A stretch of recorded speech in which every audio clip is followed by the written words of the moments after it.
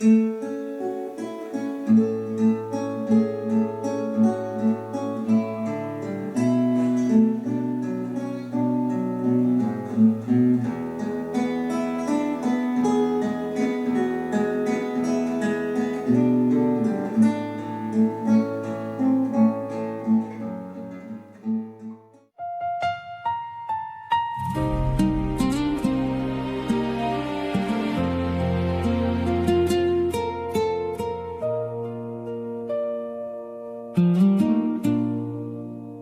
meu celular teu nome ainda acende, como se o tempo não tivesse passado aqui. Eu mudo de assunto quando alguém pergunta, mas toda noite volto a falar de ti. Tem um áudio teu pedido na memória, com aquele oi que eu não consigo apagar. Eu sei, a vida foi levando quase tudo, menos a coragem de te deixar. E quando a saudade aperta no peito, meu dedo procura você sem querer, como se um toque pudesse trazer o que o destino levou de mim. Ainda tenho teu número, mas já não tenho tua voz. Teu nome dorme na tela e a saudade fala por nós. Já tentei te esquecer no escuro, já tentei não olhar pra trás, mas como eu apago um contato, se o coração não apaga jamais? Tem conversas presas no rascunho, tem voto escrito e nunca enviado. Tem tanta coisa que eu não te disse, um adeus que ficou engasgado. Às vezes eu quase te ligo chorando, só pra ouvir o vazio chamar. Entender que o pior da distância é saber que você não vai voltar. Mas quando a madrugada me vence, eu abro a saudade outra vez. Te procuro entre fotos antigas e me perco no que não desfez. Ainda tenho teu número, mas já não tenho tua voz. Teu nome dorme na tela e a saudade fala por nós. Já tentei te esquecer no escuro, já tentei não olhar pra trás, mas como eu apago um contato, se o coração não apaga jamais? Se eu apagar teu nome da lista, talvez eu finja que te esqueci, mas que desligue essa esperança que ainda acende dentro de mim. Se um dia você ouvir meu silêncio, mesmo tão longe onde estiver, saiba que o amor não sai da memória quando alguém sai sem querer. Ainda tenho teu número, como quem guarda uma oração. Te perdi do lado de fora, mas não do meu coração. E se esse for o último jeito de continuar perto de ti, deixa teu nome na minha tela, Porque do peito eu nunca te apaguei.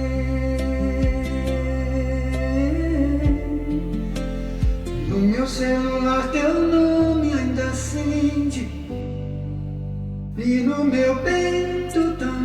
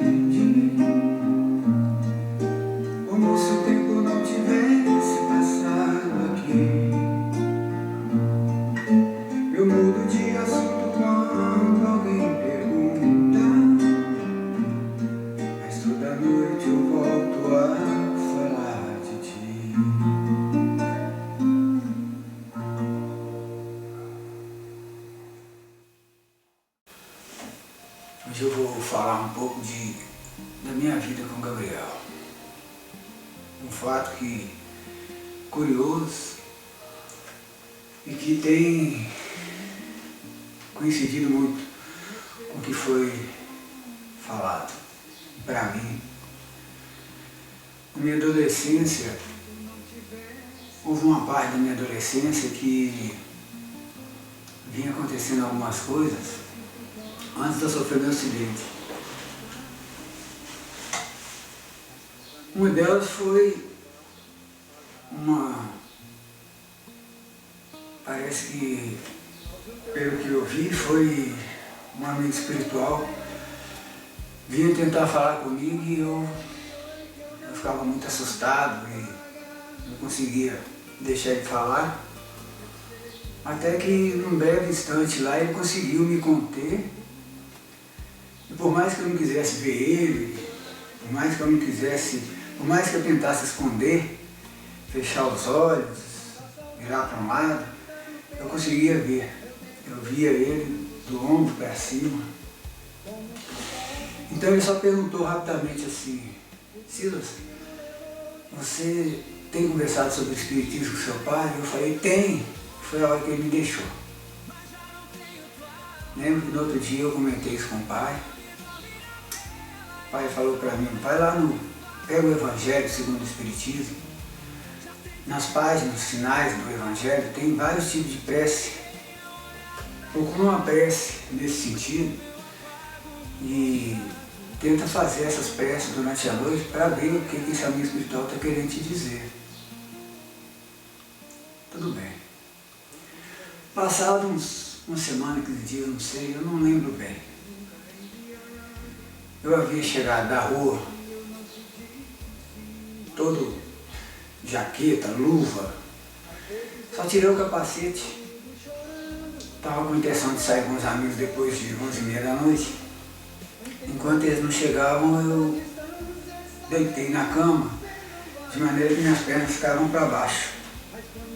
E joguei o corpo para trás e dormi. Passado não sei lá quanto tempo, eu percebi um jovem bem na minha frente, apontando o dedo e falando: você vai me pagar. Como eu não conhecia o jovem, um jovem muito bonito, por sinal, eu fui levantando, perguntando o que é que eu devia para ele, e ele foi afastando e sumiu. E eu acordei sentado na cama. Aí realmente nesse dia eu fiquei muito amedrontado, receoso, e no outro dia novamente eu falei com o pai. Contei o caso para o pai. O pai falou para mim procurar o Evangelho novamente, nas páginas que falam sobre assunto dessa natureza. E tudo bem. Uma semana depois eu sofri meu acidente. Lembro que eu não desacordei. A primeira pessoa que eu lembro ter chamado foi meu avô Dorico.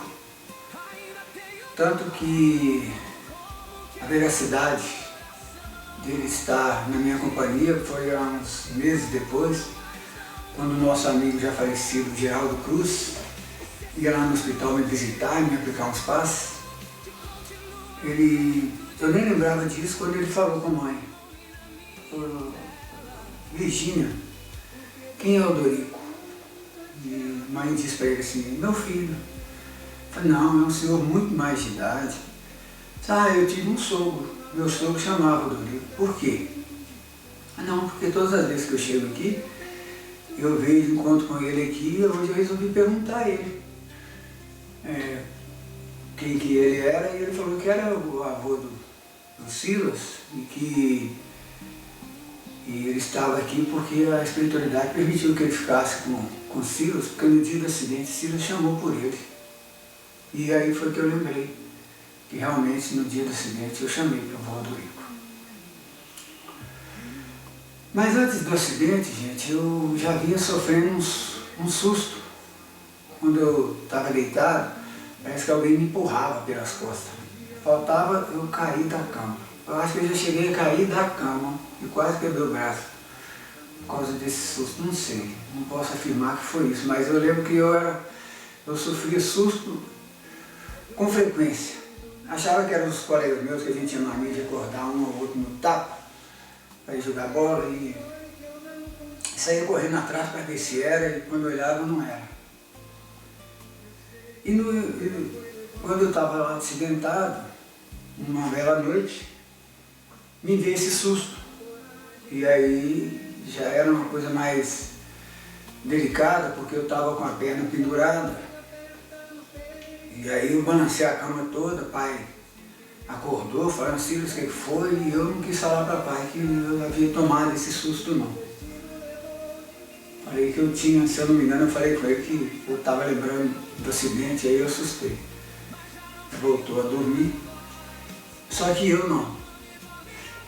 Nessa hora eu resolvi conversar com essa entidade.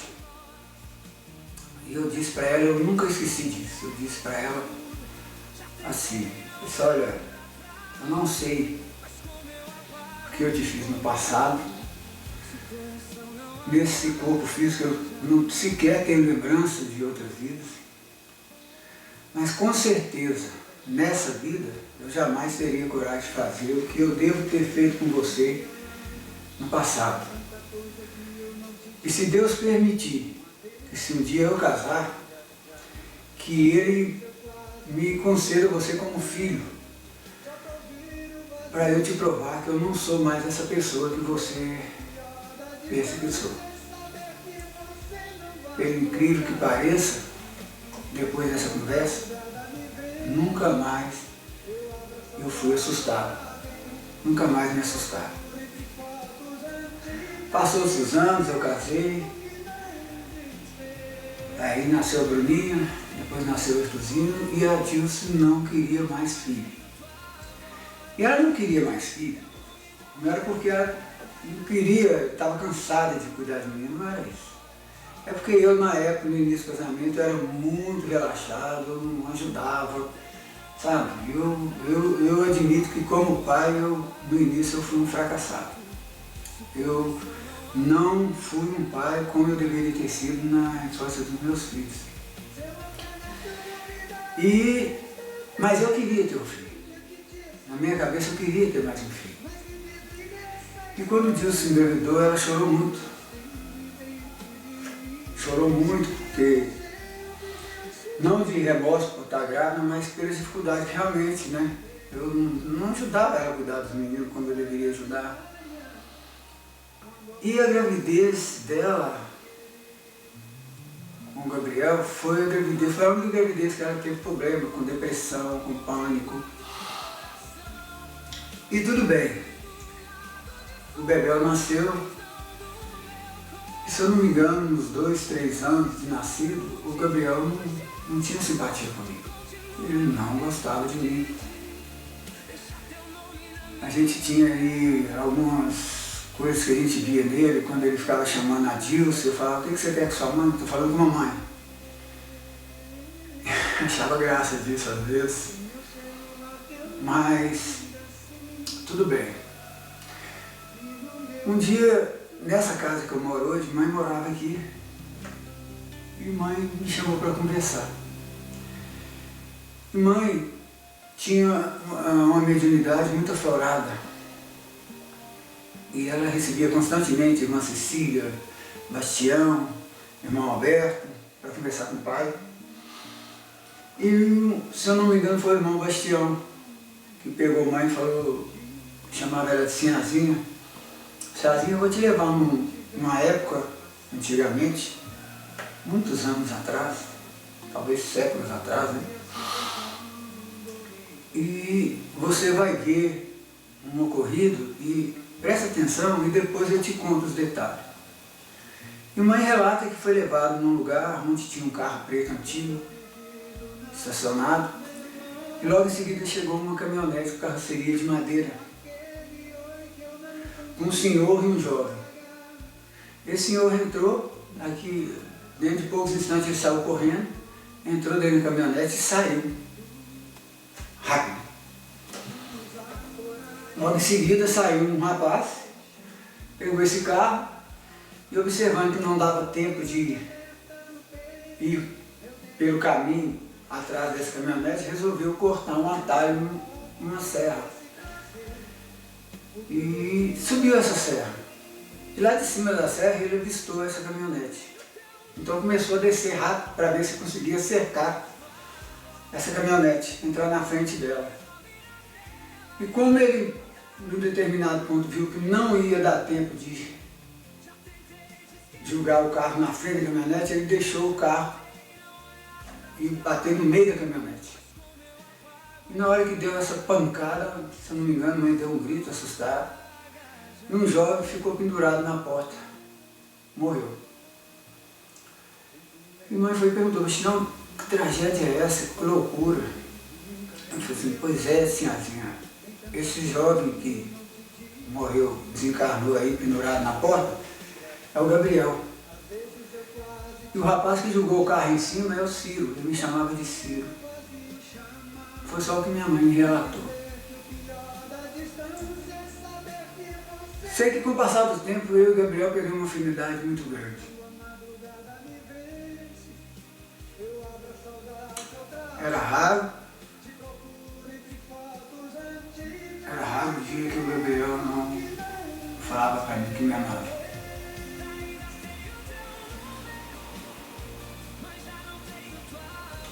E por longo tempo eu senti uma tristeza muito grande quando eu via Gabriel, porque certamente lá no meu subconsciente eu sentia que Gabriel não ia ficar conosco por muito tempo, mas eu não tinha essa lembrança.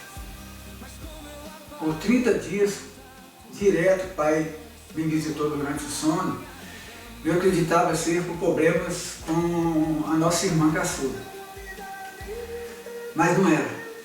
Certamente ele estava tentando me ajudar ou me aconselhando a se preparar, porque já estava, pelo que estava se aproximando, né, a partida do Gabriel. E o Gabriel veio a falecer um belo dia onde eu busquei ele na academia. Ele deu uma volta na lagoa, eu vi ele vindo, andando na lagoa, mas ele andava de modo diferente. Eu vi como se ele estivesse despedindo ali da cidade.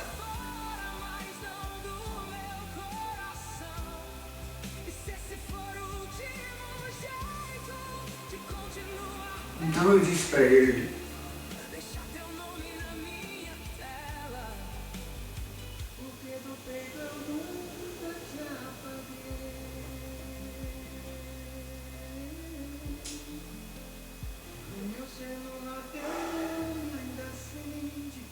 Gabriel, pega o carro.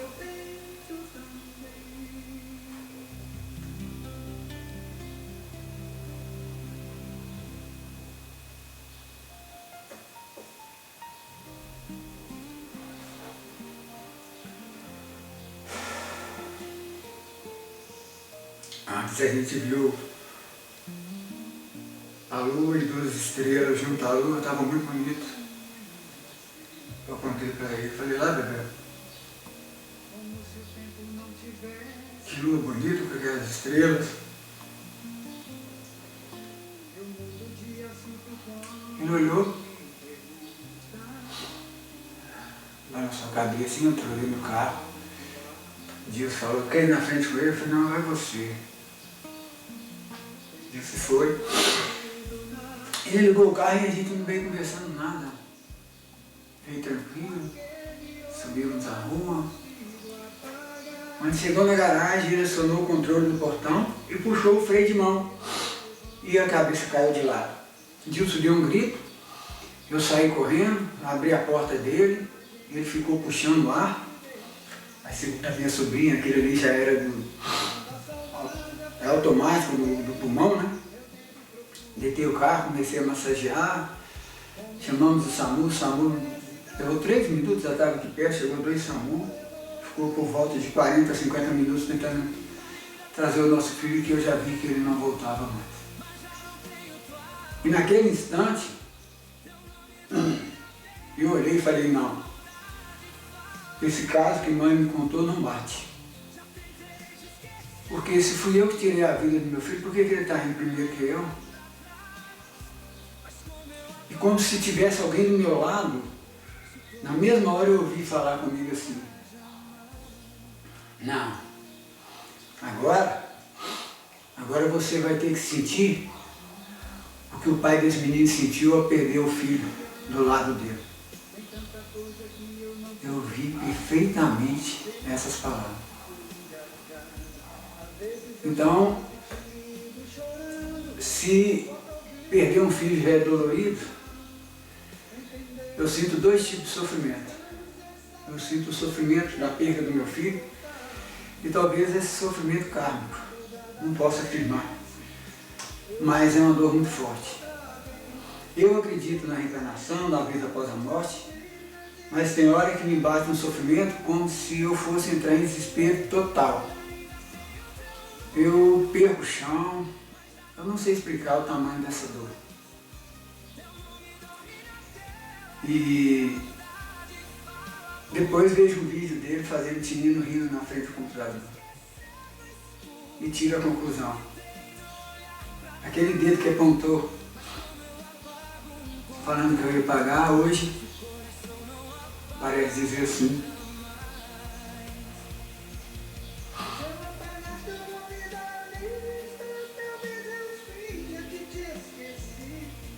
Resgatando.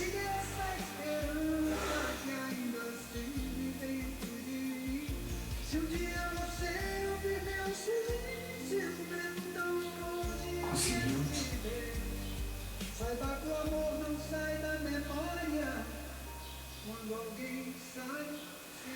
É isso. A vida continua. Hoje eu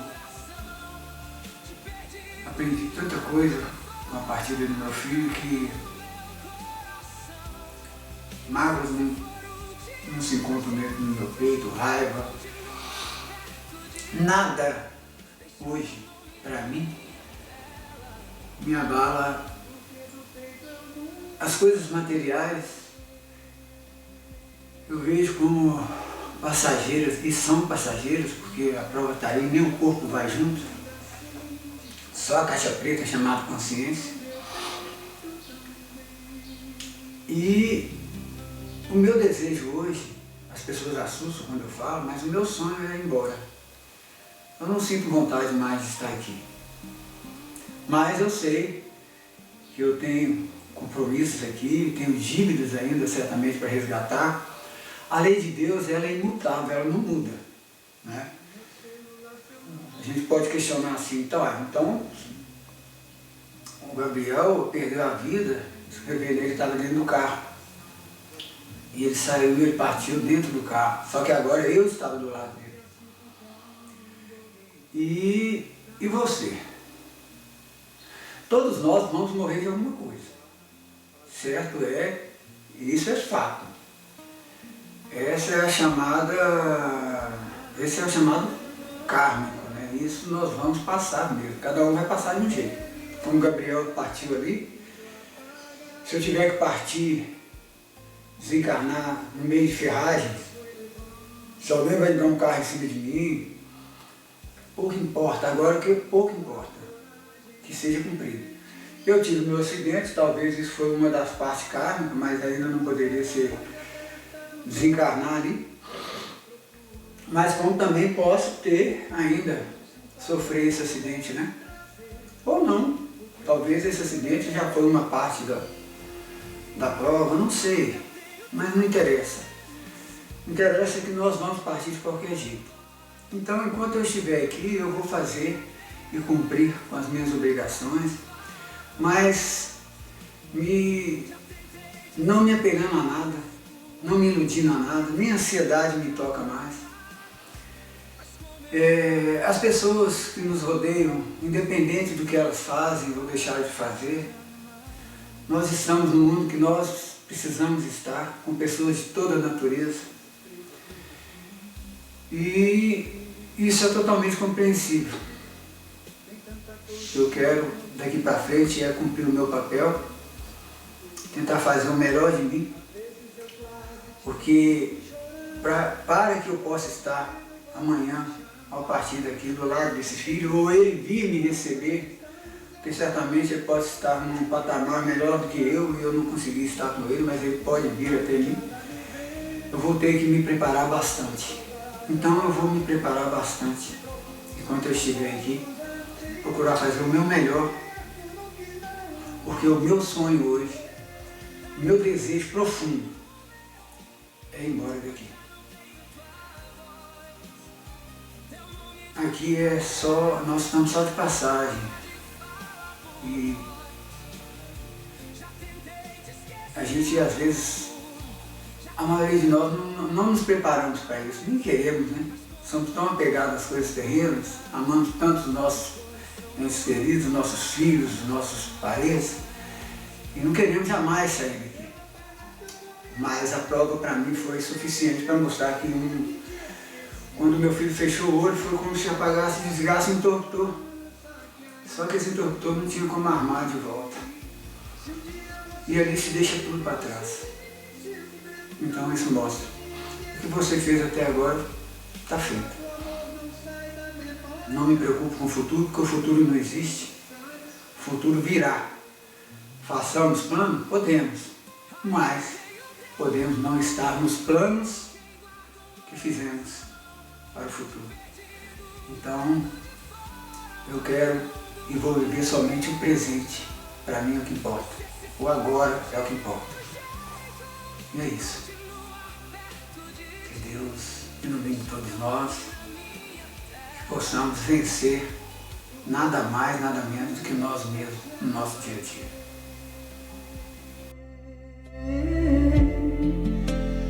No meu celular teu nome